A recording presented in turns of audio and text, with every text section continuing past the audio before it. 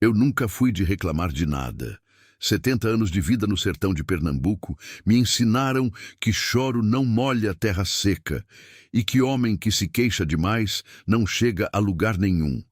Nasci aqui, criei meus filhos aqui, enterrei minha mulher aqui e aqui eu fico até o dia que Deus quiser me chamar. O sertão não é fácil para ninguém, mas ele é honesto, te bate na cara e te deixa de pé ao mesmo tempo se você tiver fibra suficiente para aguentar. Meu nome é Raimundo Ferreira das Neves, mas desde os 15 anos todo mundo me chama de Mundão.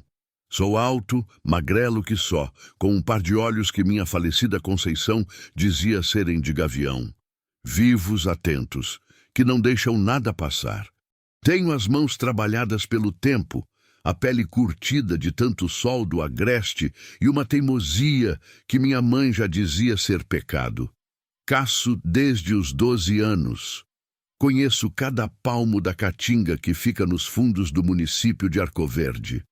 Sei onde a raposa se esconde, sei onde o tatu cava, sei quando a chuva vem antes mesmo de sentir o cheiro dela no ar. E foi justamente por esse orgulho de quem conhece o mato que tudo começou. Antônio Braulio dos Santos, o Tonho Braulio, como eu sempre chamei, é meu parceiro de caçada há 42 anos. Nos conhecemos num domingo de missa, quando os dois ainda tínhamos cabelo escuro e namorada para impressionar. Tonho tem 68 anos, 2 a menos que eu, e é tudo que eu não sou. Gordo, falante, barulhento, daquele tipo que precisa dar opinião sobre tudo que existe debaixo do sol. A mulher dele, Dona Marisete, já me disse mais de uma vez que a língua do marido anda mais que os pés, e eu concordei sem dizer nada, que é o jeito mais honesto de concordar. Mas por mais diferente que a gente fosse, a amizade era firme. 42 anos não é pouca coisa. A gente tinha caçado junto em chuva e em seca, tinha passado noite na mata, tinha dividido farinha com rapadura quando o estômago roncava e a caça não aparecia. Tinha sido Tonho Braulio que me ajudou a velar minha Conceição quando ela se foi, 3 anos atrás. Tinha sido ele que ficou do meu lado quando os filhos foram embora para Recife e eu fiquei sozinho naquela casa grande e calada. Essa amizade eu guardava que nem guarda água no pote no tempo de estiagem, com cuidado, com respeito, sem desperdiçar. Mas naquela sexta-feira, Deus me perdoe, eu deixei o orgulho falar mais alto que o coração. A gente saiu antes do sol raiar, como sempre. Eu estava com minha espingarda velha no ombro, a que meu pai me deu quando eu tinha 16 anos e que nunca me deixou na mão. Tonho Braulio vinha do meu lado com a dele, mascando um pedaço de fumo, tagarelando sobre não sei o quê. A manhã estava fresca, aquela frescura boa do agreste pernambucano que não dura muito antes do sol pegar pesado. A caatinga estava com um verde sujo que só aparece quando a chuva passou faz pouco. As juremas, os chiquechiques, os mandacaros com os braços para cima que nem gente pedindo passagem. A discussão começou na entrada da Baixada lá pelas 6:30 da manhã. Eu disse que o caminho certo era pela Baixada, descendo pelo riacho seco até chegar na área que eu chamo de Boqueirão do Corvo. Um lugar encoberto de caatinga fechada onde a caça costuma se esconder nas horas quentes. Eu sabia daquele caminho de cor e salteado. Tinha andado por ali mais de 300 vezes na vida. Meu pai me levou lá pela primeira vez quando eu tinha 13 anos, e ainda me lembro do cheiro da terra molhada, misturado com o da imburana florescendo. Tonho Braulio, que Deus me perdoe de falar assim do meu amigo, disse que não. Disse que o caminho era pelo alto, que a baixada estava encharcada demais da chuva da semana passada e que a gente ia afundar o pé na lama antes de chegar em qualquer lugar. E foi logo acrescentando: e aqui foi onde a coisa virou, que eu estava ficando caducando, que na minha idade o homem perde o senso de direção, que ele mesmo já tinha notado que eu estava esquecendo as coisas, que talvez fosse hora de eu parar com essas caçadas e ficar em casa descansando. Eu senti o sangue subir, que nem água num açude em tempo de cheia, caducando. Ele disse caducando. 42 anos de amizade, mais de 300 caçadas juntos, e ele me chamou de caducando no meio da mata, como se eu fosse um velho sem serventia. Eu que sabia aquele mato melhor do que ele, sabia o próprio quintal. Eu que nunca me perdi, nunca deixei um companheiro em aperto, nunca falhei numa trilha que eu mesmo tinha escolhido. A palavra puxou outra, como sempre acontece quando dois homens orgulhosos começam a discutir de verdade. Ele disse que eu era teimoso que só uma pedra. Eu disse que ele era boca de tramela, que não sabia ficar quieto nem quando devia. Ele disse que minha teimosia já tinha me custado mais de uma vez. Eu disse que a língua dele já tinha afastado mais gente do que a varíola. A voz foi subindo, subindo, até que a gente estava os dois berrando no meio da caatinga, que nem galo de briga, e os passarinhos calaram que nem surpresos com aquilo tudo. Aí eu disse, então tá, eu vou pela baixada, sozinho, e volto com a caça no ombro, enquanto você fica aí perdido pelo alto, procurando onde pisou. Virei as costas e fui. Não olhei para trás. Não escutei o que ele gritou depois. Ou fingi que não escutei. Desci pela baixada com o peito estufado de raiva e de orgulho. As alpercatas batendo na terra, que ainda guardava um pouco de umidade da chuva passada. Nos primeiros 40 minutos, tudo bem. Eu sabia onde estava. Reconhecia cada barranquinho, cada pé de jurema retorcida, cada pedra saliente no chão vermelho. A baixada foi cedendo lugar para uma parte da mata que eu não frequentava há uns 2 anos, mas que ainda reconhecia. O sol foi subindo e o calor foi chegando junto, aquele calor seco que o agreste pernambucano manda sem pedir licença. Foi aí que eu comecei a perceber que alguma coisa estava diferente. A chuva da semana passada tinha mudado a cara do mato. Algumas áreas que eu conhecia com trilha limpa estavam com o chão coberto de galho caído, de folha apodrecida, de arbusto que tinha crescido torto tentando alcançar a luz depois de ter sido dobrado pela água. A referência que eu usava, um pé de aroeira velha com um tronco bifurcado que parecia um ito gigante, não aparecia onde devia aparecer. Eu parei, olhei para os 4 lados, tentei me orientar pelo sol. O sol estava alto demais para me dizer muita coisa de útil. Continuei andando, mas já com um friozinho na barriga que eu não gostei. Dei mais meia hora caminhando e fui percebendo que o chão estava descendo num ângulo que não batia com o que eu lembrava da baixada. Parei de novo, olhei de novo e tive que admitir para mim mesmo, ali naquele silêncio de caatinga, que eu não sabia mais exatamente onde estava. Não ia falar isso para ninguém em vida, é claro. Tentei voltar pelo caminho que tinha vindo, mas o mato tinha uma forma de parecer igual em todo lugar quando a gente está nervoso. E eu estava nervoso, embora não fosse admitir isso nem para mim mesmo de verdade. Andei mais 1 hora. O sol foi caindo, a luz foi mudando de cor, aquele amarelo quente virando um laranja pesado que no sertão anuncia que a noite não vai demorar. E a noite do sertão não brinca com ninguém. Eu conhecia esse breu. Era um escuro que pesava nos ombros, que entrava pelos olhos, que nem fumaça e não deixava a gente enxergar a própria mão. Tirei a lanterna que sempre carregava presa na cintura, hábito que meu pai me ensinou e que eu nunca abandonei, e acendi. O facho de luz abria um corredor estreito no meio da escuridão e eu fui por ele pisando devagar, prestando atenção em cada ruído. A caatinga à noite é outro mundo. De dia, ela parece quieta, quase morta, mas de noite ela acorda. A coruja cantou lá no alto de uma catingueira. Um calango correu seco por entre as pedras do meu lado esquerdo e eu quase pulei do susto antes de entender o que era. O vento gemia entre os galhos retorcidos com um som que lembrava a respiração cansada. E por baixo de tudo isso, o meu próprio coração, batendo mais forte do que eu queria reconhecer. Eu não estava com medo. Sou homem de 70 anos, caçador de mais de meio século, e o mato nunca me deu medo de verdade. Mas havia uma diferença entre não ter medo e estar confortável. E naquela hora eu não estava confortável de jeito nenhum. Foi quando o céu desabou. Não teve aviso.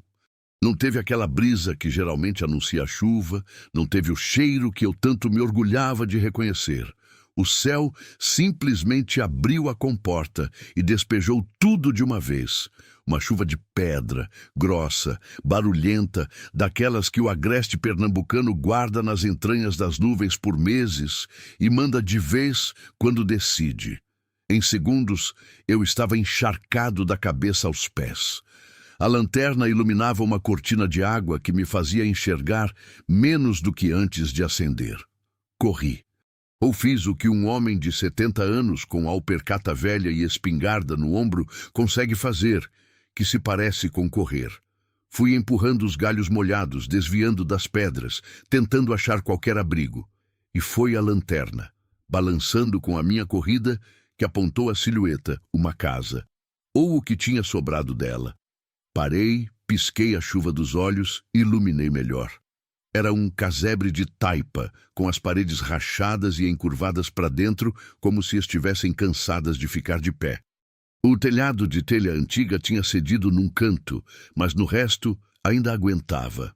A porta da frente estava entreaberta, pendurada numa só dobradiça, batendo de leve com o vento da chuva. Não havia luz nenhuma lá dentro. Não havia sinal de que alguém morava ali fazia muito tempo. Eu entrei, o cheiro me pegou primeiro. Era um cheiro de coisa fechada, de mato que cresceu por dentro, de madeira apodrecendo devagar no próprio lugar. O cheiro de casa que o tempo abandonou. A chuva batia no telhado com um barulho de tambor desafinado, mais forte nos cantos onde a telha tinha escorregado. Iluminei o interior com a lanterna. Uma sala com o chão de terra batida, um banco de madeira podre encostado na parede, um gancho no teto onde devia ter pendurado alguma coisa que não estava mais lá.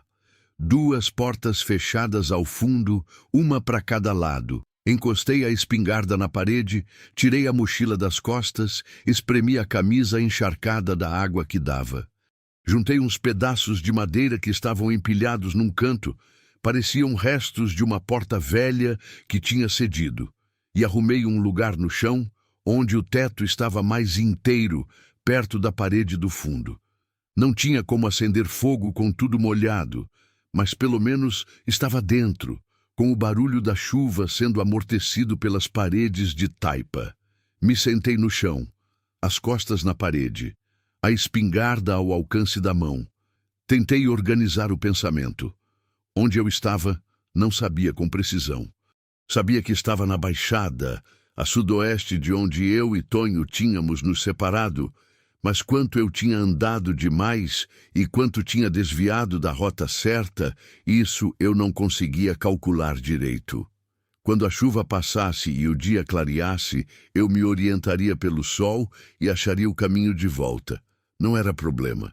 Já tinha passado noite na mata antes, não naquele casebre, mas noite na mata sim. Não ia ser essa vez que ia me quebrar.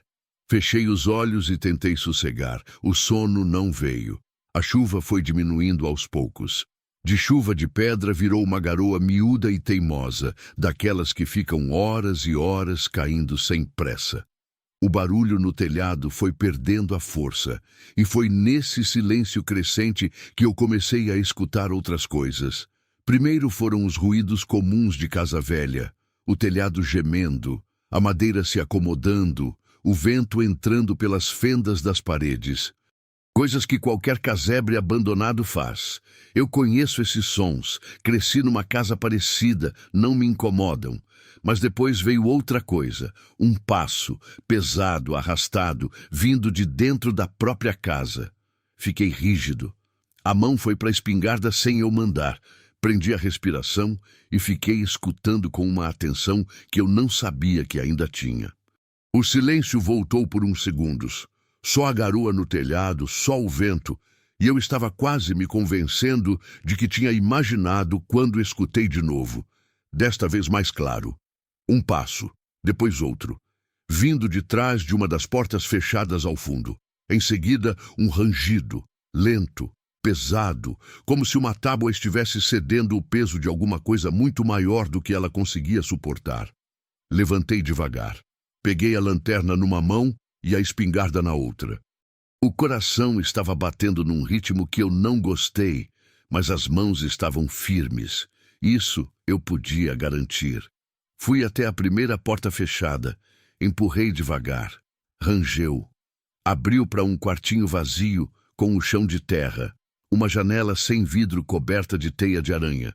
Um caibro do telhado que tinha caído e estava apoiado na parede. Nada mais. Atravessei o corredor curto até a segunda porta. Essa estava mais encravada. Precisei dar um empurrão mais forte. Abriu com um estalo. O que a lanterna iluminou me deixou parado no vão da porta. O quarto era menor que o primeiro, com as paredes de taipa mais escuras de umidade. Mas não foi isso que me parou. No centro do chão de terra batida havia um buraco. Redondo, largo. Mais de 1 metro de diâmetro, eu calculei de longe. Cavado com cuidado, as bordas batidas e firmes como se tivesse sido feito por mãos que sabiam o que estavam fazendo. Não era buraco de bicho, não era desabamento de terreno, não era nada que a natureza faz sozinha. Era trabalho de gente. Me aproximei devagar, iluminei lá dentro com a lanterna. O feixe de luz sumia antes de chegar ao fundo. Era fundo demais para eu enxergar onde terminava. As paredes do buraco eram de terra escura e úmida, com marcas de ferramenta. Cheirava a terra molhada e a alguma coisa mais antiga, mais fechada, que eu não sabia nomear. Fiquei parado naquela beira por um tempo que não sei dizer quanto foi, com o coração na goela, com a lanterna apontada para aquele escuro que não tinha fundo, com uma sensação que não era medo e não era coragem, mas era qualquer coisa entre os dois que me deixou completamente imóvel. Lá fora, a garoa continuou caindo sobre o telhado partido daquele casebre perdido no meio da caatinga de Pernambuco. E eu fiquei ali, na beira daquele buraco que não devia existir, tentando entender o que os meus olhos estavam me dizendo. Quantas perguntas passaram pela minha cabeça naquele momento? Não sei contar. Quem tinha cavado aquilo? Há quanto tempo aquele casebre estava ali? Tinha alguém que sabia daquele buraco além de mim, e os passos e o rangido que eu tinha escutado tinham vindo dali, de dentro daquele buraco? Quando a luz entrou pela janela sem vidro, me levantei, peguei minha mochila e minha espingarda e saí daquele casebre. Na beira da estrada de terra estava Tonho Braulio. Me xingou. Disse que eu estava vendo visagem, que buraco em casa velha no sertão não era novidade. A risada dele doeu mais do que qualquer palavra da discussão do dia anterior. Mas por dentro, enquanto o carro chacoalhava na estrada de terra e a caatinga passava pela janela, eu já tinha tomado uma decisão. Ia voltar àquele casebre. Ia descobrir o que tinha dentro daquele buraco, custasse o que custasse. Passei 2 dias em casa sem falar com ninguém. Não é que eu fosse de falar muito, não. Sou homem quieto por natureza. Sempre fui. Mas nesses 2 dias eu estava quieto de um jeito diferente. Aquele quieto de quem tem um pensamento fixo enfiado na cabeça que não sai nem quando você tenta empurrar. O buraco. O cheiro de terra antiga. O rangido que tinha vindo dali dentro no meio da noite. Eu ficava sentado na varanda de casa olhando para a caatinga que começava logo depois do meu cercado, e o pensamento não saía. Minha casa fica num sítio pequeno nos arredores de Arco Verde, a uns 20 minutos de estrada de terra do centro. Tenho um roçado que meu filho mais velho ajuda a manter quando vem de Recife nas férias, alguns pés de palma, um galinheiro, um chiqueiro com 2 porcos. É uma vida simples, mas é minha, e eu gosto dela. Depois que minha Conceição se foi, a casa ficou grande demais para um homem só, mas eu me acostumei com o silêncio. Virei amigo do silêncio, mas naqueles 2 dias, até o silêncio parecia cheio daquele buraco. No primeiro dia, tentei me ocupar. Consertei uma parte do cercado que estava cedendo, alimentei os bichos, varri a varanda, nada adiantou. No segundo dia parei de tentar. Fiquei na varanda mesmo, com um copo de café que foi esfriando na minha mão, e fui pensando em tudo que eu sabia, ou que eu achava que sabia. O casebre estava abandonado há muito tempo, isso era claro pelo estado das paredes e pelo cheiro do lugar. Mas o buraco não tinha aquele ar de coisa antiga e esquecida.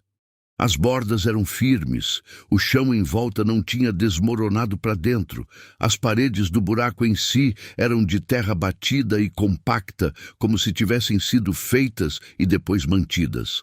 Não era poço. Poço tem outra forma, outro acabamento.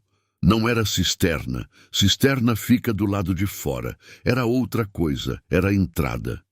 Entrada para algum lugar, e lá no fundo, naquele escuro que minha lanterna não conseguia alcançar, havia algo esperando. No terceiro dia de manhã, eu já tinha decidido tudo. Separei o que ia precisar com cuidado, como quem prepara uma viagem longa. Uma corda boa, de sisal reforçado, que eu usava para prender carga no caminhão do meu vizinho Joaquim.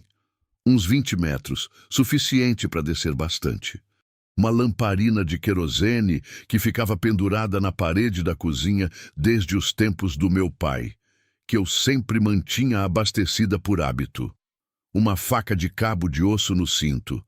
Um saco de lona grande dos que eu usava para carregar mantimento da feira. Alpercata nova, que a velha tinha ficado encharcada da chuva e estava dura que só. Um pedaço de toucinho salgado embrulhado em pano, uns biscoitos de polvilho, uma garrafa de água. A espingarda, é claro. Preparei tudo isso na mesa da cozinha enquanto o sol ainda estava baixo, tomei um café forte e saí. Não falei com Tonho Braulio. Não falei com ninguém. Subi no meu caminhonete velho, que roncava, que assustava, mas ainda andava. E fui. A estrada de terra estava com as poças ainda de molho da chuva de dias atrás, e eu tive que desviar de alguns buracos que a água tinha aberto. Mas eu sabia o caminho. Dessa vez, sabia exatamente onde estava indo. Cheguei no ponto mais perto que o caminhão conseguia chegar do casebre. Uma clareira de terra batida que devia ter sido o pátio de alguma propriedade que não existia mais. E fui o resto a pé, com tudo nas costas. A caatinga da manhã estava diferente da caatinga da noite de chuva. Estava seca de novo, com aquela luz dura do sertão pernambucano batendo por entre os galhos retorcidos, e os pássaros fazendo barulho que era uma beleza. Anu, rolinha, chechel cantando lá no alto de uma catingueira. A terra vermelha havia engolido toda a água da chuva e estava rachando de novo nos pontos mais expostos ao sol. Achei o casebre sem dificuldade. De dia, ele parecia menor e mais triste do que de noite.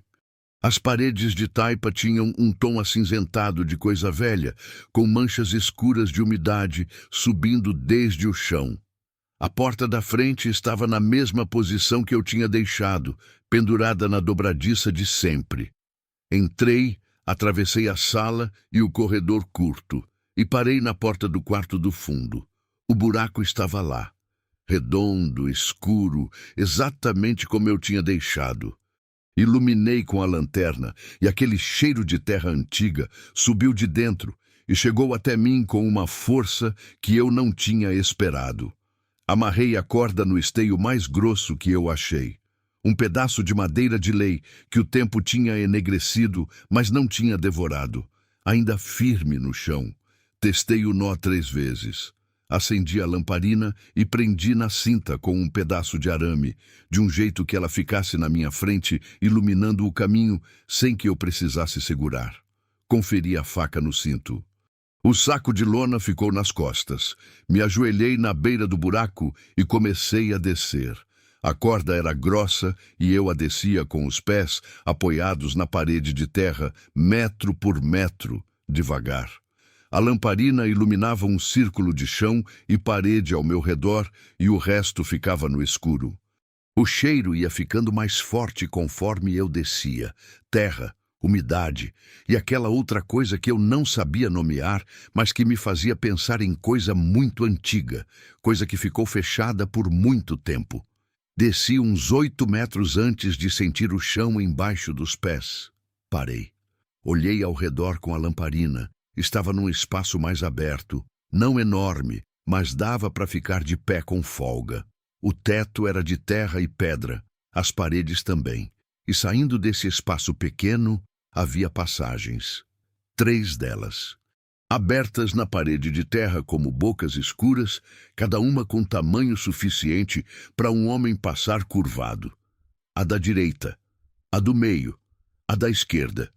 Fiquei parado ali por um bom tempo, olhando para as 3 passagens e tentando decidir. Não havia sinal que me orientasse. Não havia corrente de ar vindo de nenhuma delas. Nenhum som, nenhuma diferença que eu pudesse perceber de longe. Escolhi o do meio, porque o do meio costuma ser o caminho mais direto em qualquer situação, e entrei curvado, a lamparina na frente. O que veio depois foi uma das experiências mais desorientadoras da minha vida, e eu tenho 70 anos de vida vivida para comparar. O corredor do meio durou uns 15 metros e abriu numa câmara. Dessa câmara saíam outros 2 corredores. De um deles, eu entrei no que parecia ser o corredor mais largo, e esse corredor, depois de uns 20 metros, dobrava à direita e abria em outra câmara, dessa vez com 3 saídas. Aquele labirinto não era grande, mas era confuso que só. Era como se quem tivesse feito aquilo tivesse cavado de propósito para enganar, para fazer a pessoa que entrasse perder o sentido de onde estava e de onde tinha vindo. Passei a primeira hora tentando ser sistemático. Fui marcando os corredores que eu passava com a ponta da faca na parede de terra. Um risco simples que eu podia reconhecer. Mas o problema era que depois de um tempo, os corredores começaram a parecer todos iguais. E eu não tinha certeza se estava chegando em câmaras novas ou voltando para as que já tinha visitado. A lamparina ia consumindo o querosene devagar, mas constante, e eu tinha só uma reserva pequena guardada no bolso. Lá, pelo meio do dia, ou pelo que eu calculei ser o meio do dia sem ver o sol, encontrei uma câmara diferente das outras. Maior, com o teto mais alto que eu podia ficar de pé sem curvar. As paredes dessa câmara tinham marcas que as outras não tinham, riscos na terra, padrões que pareciam feitos com ferramenta, não aleatórios. Fiquei iluminando cada parede com atenção, passando a mão pelos riscos. Eram linhas, círculos, formas que pareciam mapas ou símbolos de alguma coisa que eu não entendia. E no chão dessa câmara, encostado na parede do fundo, havia um coité de barro, um pote velho, de cerâmica escura com a tampa ainda no lugar. Tipo os que minha avó usava para guardar mantimento, mas diferente, menor, mais trabalhado, com marcas na superfície que combinavam com as das paredes. Me ajoelhei na frente do coité. Tirei a tampa com cuidado. Ela estava solta, encaixada sem estar presa. Abaixei a lamparina para iluminar por dentro. Fiquei sem fôlego. Dentro do coité, espalhadas no fundo, havia peças. Pecinhas pequenas, irregulares, que à luz da lamparina brilhavam com uma cor que eu nunca tinha visto em nada que o sertão tinha me mostrado. Douradas, mas com um brilho diferente do ouro que eu conhecia. Mais profundo, mais quente, como se a luz não estivesse só refletindo na superfície, mas vindo de dentro delas. Eram entalhadas, cada uma diferente da outra, com marcas miúdas que pareciam letras ou símbolos de uma escrita que eu não conhecia. Peguei uma com cuidado, entre 2 dedos. Era pesada para um objeto tão pequeno. Aquecia a mão de um jeito que não era só a temperatura do ambiente. Examinei os entalhes com a lamparina bem perto. Eram precisos, finos, feitos por alguém que sabia muito bem o que estava fazendo. Fiquei ali ajoelhado por um tempo que não sei dizer quanto foi, segurando aquela pecinha dourada e tentando entender o que estava tendo nas mãos. Aquelas marcas nas paredes, o labirinto todo cavado com cuidado. O coité de barro preservado no fundo de tudo isso. Alguém tinha feito aquilo. Alguém tinha escondido aquelas peças ali, no fundo de um labirinto embaixo de um casebre abandonado no meio da caatinga pernambucana. Por quê? Há quanto tempo? De onde vinham aquelas peças? Comecei a colocar tudo no saco de lona com cuidado, uma pecinha de cada vez. Não eram muitas, umas 30, talvez um pouco mais. Cabia tudo num espaço pequeno do saco, mas o peso era surpreendente. Quando terminei, coloquei o coité vazio de volta no lugar, com a tampa, como se aquilo importasse de alguma forma. Me levantei e virei para encarar o caminho de volta. Foi aí que eu escutei vozes, baixas, abafadas pelo labirinto, mas vozes sem dúvida, de gente, de homens, vindo de algum dos corredores e vindo na direção da câmara onde eu estava. Aquele friozinho que eu tinha sentido na noite da chuva voltou, mas desta vez ele se instalou no peito e ficou. Apaguei a lamparina de supetão. Fiquei no escuro completo, o saco de lona apertado contra o peito, tentando controlar a respiração. As vozes continuaram. Estavam vindo mais perto. Assista até o final, você não vai se arrepender. Comente de onde você está ouvindo essa história e se inscreva no canal para apoiar esse trabalho, sua ajuda é muito importante. No escuro daquele labirinto, com o saco de peças douradas no peito e vozes de desconhecidos se aproximando pelo corredor, eu estava completamente sozinho. Sem ninguém que soubesse onde eu estava. Sem ninguém esperando por mim e sem ter a menor ideia de quem eram aqueles homens ou o que eles estavam fazendo naquele labirinto que eu tinha achado, pensando que só eu sabia da existência dele. Tentei me lembrar de quantos corredores eu tinha percorrido, de quantas câmaras eu tinha atravessado para chegar até ali. O problema era que no escuro tudo parecia diferente. Sem a lamparina eu não enxergava nada. Era um breu absoluto, daquele que aperta os olhos mesmo quando estão abertos. E as vozes continuavam vindo. Decidi pelo único jeito que me pareceu sensato. Me movi às cegas, com uma mão na parede de terra, pisando devagar para não fazer barulho, entrando pelo primeiro corredor que achei que não era o que as vozes vinham.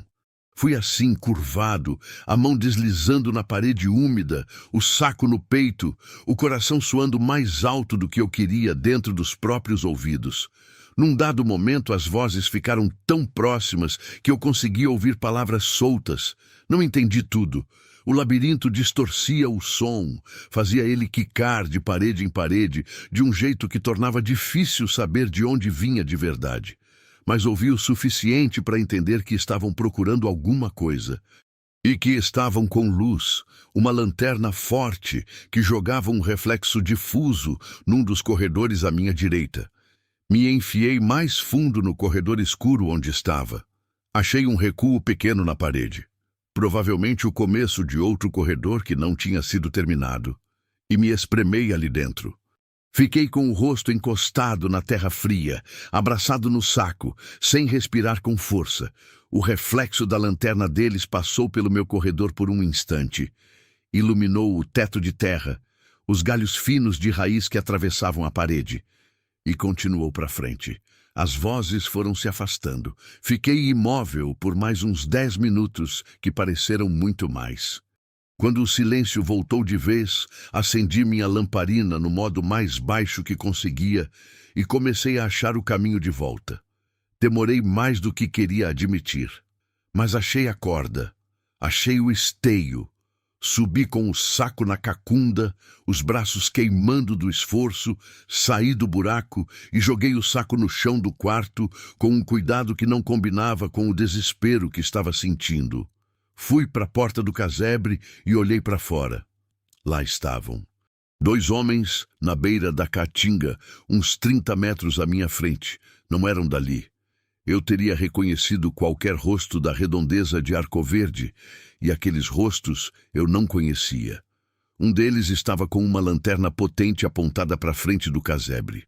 O outro tinha os olhos no saco de lona que eu segurava. Vi no olhar deles o momento em que entenderam que eu tinha alguma coisa de valor. e saí correndo. Corri como não corria desde que tinha 50 anos. E mesmo assim, não era corrida bonita, era aquele trotão desesperado de homem velho, que o corpo não obedece mais como devia, mas que vai porque tem que ir. A caatinga entrou no meu rosto, galho chicoteando bochecha, pedra se soltando embaixo das alpercatas, o saco de lona batendo no meu peito que eu não soltava de jeito nenhum. Escutei eles atrás de mim, passos mais rápidos, mais novos, mais longos que os meus. Uma voz mandou eu parar. Não parei, não ia parar. Conhecia aquele mato, esse era meu lado. Sabia da pinguela de pedra sobre o riacho seco lá no meio da baixada. Uma passagem estreita que eu cruzava com facilidade, mas que quem não conhecia tinha que ir devagar para não escorregar. Joguei o corpo por ali sem desacelerar. Um pé na frente do outro, sentindo as pedras molhadas embaixo da alpercata, e atravessei. Do outro lado, entrei pela parte mais fechada da caatinga, onde os xique-xiques cresciam tão juntos que era preciso conhecer o caminho exato para não se enforcar nos espinhos. Eles pararam na pinguela. Ouvi a discussão lá atrás, abafada pela distância e pelo barulho da caatinga. Continuei andando mais devagar agora, mas sem parar. O coração estava suando forte demais, os pulmões pedindo mais do que eu conseguia dar. Mas eu tinha o saco. E eu estava livre. Quando cheguei no caminhão, joguei o saco no banco do passageiro, entrei e fiquei parado por uns 2 minutos com as mãos no volante, sem conseguir ligar o motor. As mãos tremiam. Não de medo, pelo menos era o que eu preferia acreditar. De emoção, de esforço, de tudo que tinha acontecido naquele dia dentro daquele buraco e depois na corrida pelo mato, olhei para o saco de lona. Ele estava ali, quieto, pesado, com as peças douradas lá dentro brilhando no escuro. E foi aí que a pergunta que eu tinha evitado o dia inteiro veio com toda a força. Quem eram aqueles homens? Como tinham sabido do labirinto? E o que, afinal, eu tinha trazido comigo naquele saco? E quem mais ia vir atrás daquilo? Fiquei 3 dias sem sair de casa, com aquele saco de lona escondido debaixo do assoalho do quarto, num vão que meu pai tinha feito anos atrás para guardar dinheiro em tempo de aperto. Era o lugar mais seguro que eu conhecia, e mesmo assim eu dormia mal. Me acordava de madrugada com qualquer barulho, ficava escutando o silêncio do sítio com uma atenção que nunca tinha sido necessária antes. O saco estava lá, as peças estavam lá, e eu não sabia o que fazer com elas. Pensei em levar a um ourives de Arcoverde que eu conhecia de vista, um homem chamado Seu Dimas, que tinha uma loja pequena na Rua do Comércio e que entendia de metal trabalhado. Mas pensei também nos 2 homens que tinham aparecido na beira da caatinga com aquela lanterna potente, com aquele olho de quem sabia o que estava procurando.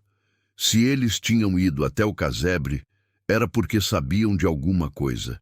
E se sabiam de alguma coisa, podiam saber de mim. No 4º dia, Tonho Braulio apareceu no meu portão sem avisar. Isso era costume dele, nunca avisava.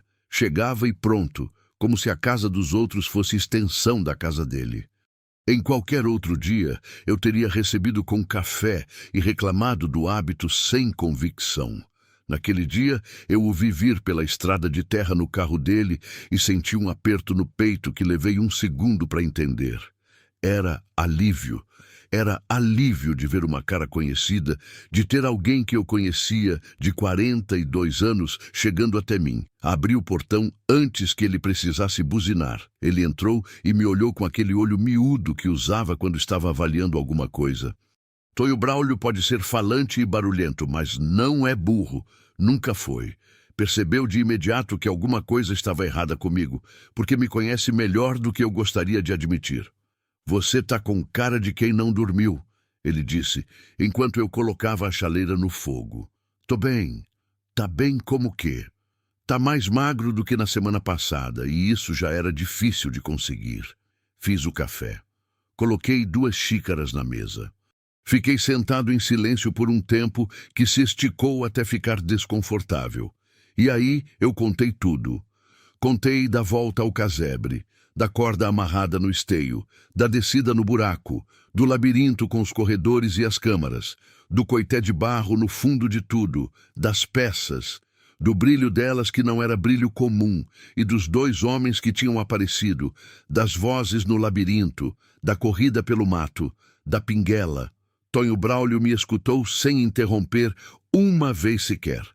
Isso por si só já me dizia que ele estava levando a sério, porque Tonho interrompe tudo, é da natureza dele, e quando ele fecha a boca e escuta, é porque o assunto está pesado demais para comportar comentário. Quando terminei, ele ficou quieto por um bom momento. Depois disse, quero ver. Fui buscar o saco debaixo do assoalho. Coloquei na mesa da cozinha e abri devagar. As peças brilharam à luz da manhã que entrava pela janela, com aquela cor quente que eu tinha tentado descrever para Tonho, mas que a descrição não alcançava. Ele se abaixou sobre a mesa, colocou os óculos que usava para ler, aqueles de aro grosso que a mulher sempre dizia que eram feios, e examinou cada pecinha com uma atenção que eu nunca tinha visto nele. São pesadas, ele disse pegando uma. São. E esses entalhes. Ele girou a peça na luz. Não é trabalho de hoje, não. Nem de ontem. Eu sei. Ele colocou a peça de volta com cuidado. Tirou os óculos. Me olhou por cima da mesa com uma expressão que eu não consegui ler de imediato, mas que depois identifiquei como sendo aquela mistura de admiração e preocupação que só aparece quando a situação é maior do que a gente. Mundão, ele disse devagar. Você sabe que esses homens vão voltar. Se foram até lá uma vez, vão voltar, eu sei. E se voltarem e o coité estiver vazio, eles vão saber que você passou por lá. Eu sei disso também. Então você tem um problema. Tinha dois, eu disse. Agora que eu te contei, você também tem, ele bufou. Mas não saiu. Ficou sentado. E foi aí, enquanto os dois ficávamos olhando para as peças espalhadas na mesa da cozinha, com a luz do sertão batendo em cima delas, que Tonho Braulio disse uma coisa que eu não esperava. Meu avô me falou uma vez de um lugar assim. Olhei para ele. Que lugar? Ele era de Buíque, disse Tonho, mais devagar agora, como se estivesse puxando as palavras de um lugar fundo dentro de si. Nasceu lá, cresceu lá, só saiu quando se casou com minha avó e vieram para cá. Ele contava histórias do Vale do Catimbau, que fica perto de lá, aquelas pinturas nas pedras que são antigas que ninguém sabe de quando são. Mas ele contava também de uma história que os velhos de lá contavam, de um grupo de pessoas que viveu naquela região antes mesmo dos que fizeram as pinturas. Pessoas que trabalhavam metal de um jeito que ninguém mais sabe fazer. Que escondiam o que faziam embaixo da terra porque tinham medo de quem viesse de fora tomar. Fiquei escutando sem piscar. Ele chamava eles de os que ficaram. Continuou Tonho. Dizia que deixaram coisas escondidas por toda aquela região. Que quem achasse sabia que era deles pelo brilho que não se explica. O silêncio que caiu depois disso era diferente dos outros silêncios daquela semana. Era um silêncio cheio que pesava de outro jeito. O casebre fica na direção de Buíque. Eu disse quase sem querer. Eu sei onde fica, Tonho respondeu. Conheço aquela área também, Mundão. Fui criança no mesmo sertão que você. Ficamos os dois olhando para as peças. O sol tinha subido mais e o brilho delas tinha mudado de tom, ficado mais dourado, mais profundo. Era impossível olhar para elas e não sentir que havia alguma coisa ali que não era só metal.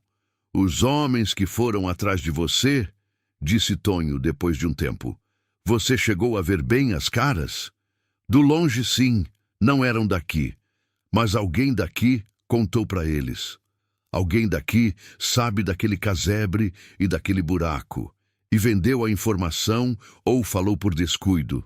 Aquilo me caiu no estômago que nem pedra em poço seco, porque era verdade, e era uma verdade que mudava tudo.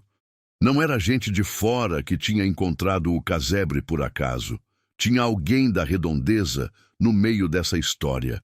Alguém que eu podia ter cruzado na feira, que podia ter tomado cachaça comigo numa bodega, que podia me conhecer pelo nome.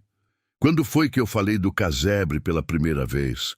Eu disse pensando alto. Para mim, na beira da estrada, quando você saiu do mato naquele dia. E você contou para alguém? Tonho ficou quieto. E esse quieto era diferente. Era o quieto de quem está lembrando de alguma coisa que não queria lembrar. Tonho. Eu comentei com Zacarias. Ele disse sem me olhar. Zacarias. Zacarias Melo, 50 e poucos anos, dono de um comércio pequeno na estrada. Aquele tipo que está sempre na porta do armazém, observando quem passa e perguntando das coisas dos outros. Não era mau homem, mas era de falar. Era daqueles que espalha notícias sem maldade, mas com o mesmo efeito de quem espalha com. Você contou para Zacarias. Eu repeti. Eu falei que você tinha ficado perdido no mato e que tinha encontrado um casebre velho e tinha escutado barulho de dentro de um buraco. Não falei de peça nenhuma, porque eu nem acreditava direito na história ainda. E Zacarias vendeu isso para quem pagou. Tonho não respondeu, que era tanto quanto responder que sim. Fiquei de pé. Fui até a janela e olhei para o terreiro, para o galinheiro, para o roçado quieto na luz do meio da manhã. O sertão estava calmo lá fora, com aquela beleza dura que ele tem, a caatinga na cor de cinza e verde desbotado, o céu azul que não tem o azul de nenhum outro lugar. E eu estava ali com um problema que crescia a cada minuto que eu ficava pensando nele. Voltei para a mesa. Preciso saber quem são esses homens, disse. E preciso saber o que essas peças valem de verdade antes de qualquer outra coisa. Seu Evaristo, disse Tonho sem hesitar. Seu Evaristo Câmara tinha 83 anos. Morava sozinho numa casa de taipa bem cuidada, a uns 15 quilômetros de Arco Verde. E era o homem mais estudado que eu já tinha conhecido, sem nunca ter pisado numa universidade. Tinha sido professor por 40 anos. Tinha lido mais livro do que qualquer biblioteca da redondeza guardava. E tinha um interesse particular pela história antiga daquele sertão. As pinturas do Catimbau, as populações que tinham vivido ali antes de tudo que a história oficial contava. As marcas que essas pessoas deixaram na pedra e na terra. Se alguém ia entender o que eu tinha trazido do labirinto, era ele. Saímos os dois no caminhão de Tonho, com o saco de lona no banco de trás coberto com uma manta velha. Tonho dirigiu enquanto eu fui quieto do lado, olhando o sertão passar pela janela. A estrada de terra chacoalhava o caminhão e a poeira vermelha ficava para trás, igual uma nuvem baixa. Seu Evaristo nos recebeu na varanda, sentado numa cadeira de balanço, com um livro no colo e os óculos no nariz. Era um velho miúdo, de osso fino, com o cabelo branco que a vida não tinha deixado cair e uma expressão nos olhos que fazia a gente sentir que estava sendo avaliado com cuidado antes de qualquer palavra. Não dei explicação longa. Peguei o saco, abri na mesa da varanda e espalhei algumas das peças na frente dele. Seu Evaristo parou de balançar a cadeira. Ficou imóvel por um bom momento, olhando sem tocar. Depois pediu permissão com um gesto e pegou uma peça. A examinou de perto, virou de um lado e de outro, passou o dedo pelos entalhes com uma delicadeza de quem manuseia coisa sagrada. Onde você achou isso? Ele perguntou com aquela voz calma que os velhos estudiosos têm. Contei a história toda de novo. Desta vez, mais curta, mais direta. Seu Evaristo escutou sem me olhar, com os olhos na peça o tempo todo. Quando terminei, ele ficou quieto por um tempo.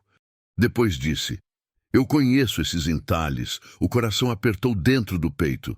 De onde? Das pedras do Catimbau. Ele disse, não os mesmos, mas da mesma família de símbolo. Os pesquisadores que estudaram as pinturas de lá encontraram padrões parecidos em algumas rochas que ficavam afastadas dos sítios principais.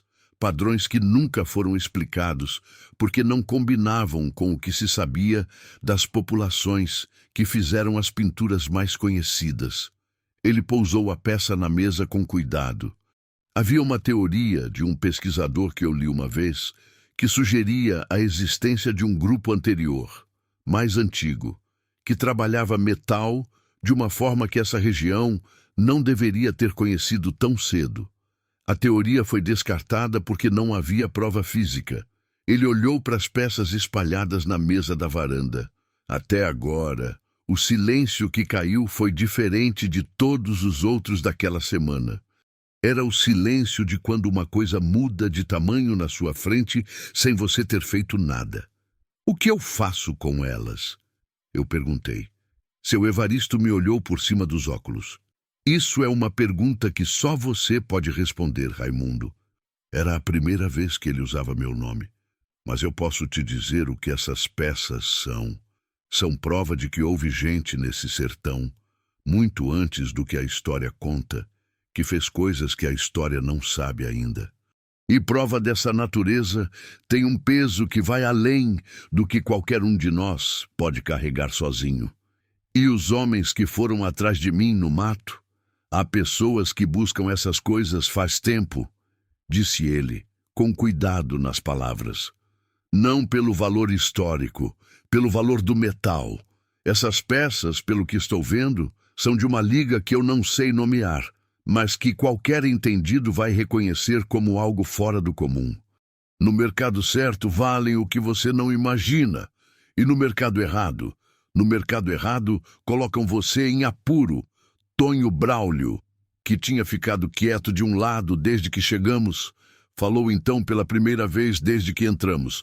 Então a pergunta é: quem sabe que o mundão tem essas peças, além de nós dois e de quem mandou aqueles homens? Seu Evaristo olhou para Tonho, depois para mim, depois para as peças. E tem outra pergunta, disse o velho mais baixo. O labirinto ainda existe. O lugar ainda existe, e vocês dois sabem onde fica. Aquilo ficou suspenso no ar da varanda como fumaça. Ele tinha razão. O problema não era só as peças, era tudo que eu tinha deixado para trás.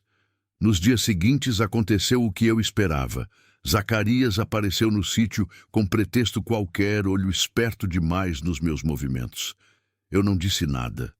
Liguei para Recife naquela tarde.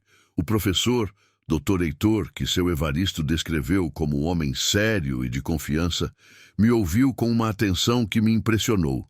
Marcamos para ele vir em 15 dias. Esses 15 dias foram tensos que só. Dormia com o saco embaixo da cabeça. Tonho Braulio apareceu 3 vezes sem eu pedir. Ficava tomando café e conversando de coisa à toa. E eu sabia que ele estava ali de guarda sem chamar de guarda.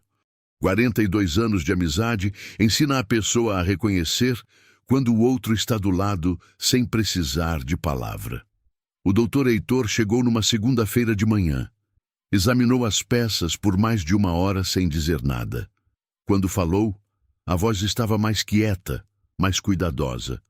Disse que o que eu tinha encontrado era o que os arqueólogos da região buscavam faz décadas, sem saber exatamente o que procuravam. Que as marcas correspondiam a padrões do catimbau que nunca tinham sido explicados. Pediu para ir ao local. Fomos todos. Descemos pelo buraco com equipamento de verdade. O doutor Heitor foi pelo labirinto com uma calma que me impressionou, marcando tudo, fotografando, medindo paredes.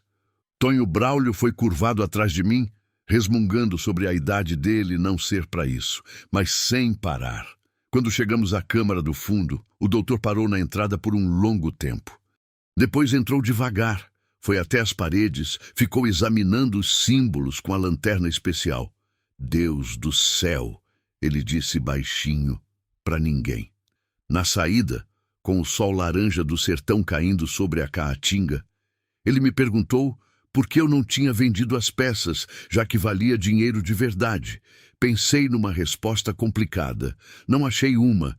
Então disse a simples: porque não era meu para vender. As peças foram levadas em segurança. O labirinto foi documentado e protegido. Meu nome ficou registrado como o descobridor.